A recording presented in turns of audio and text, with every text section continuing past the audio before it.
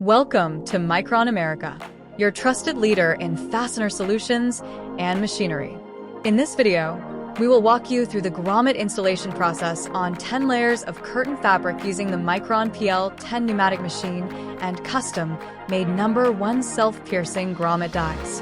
The PL-10 is a portable machine that works with an air compressor and does not require electricity.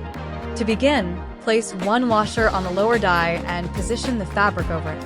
Press the button above, or use the foot pedal to punch a hole in the material.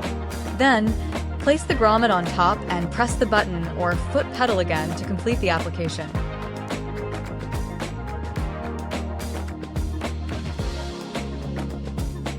The grommets are successfully placed securely while ensuring the material remains intact, without the need to change from hole cutting dies to setting dies.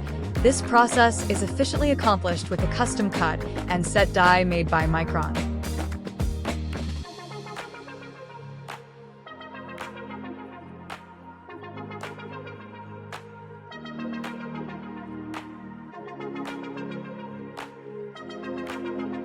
For any inquiries or general questions, please contact us at info@micronamerica.com or call us at 973-278-4100.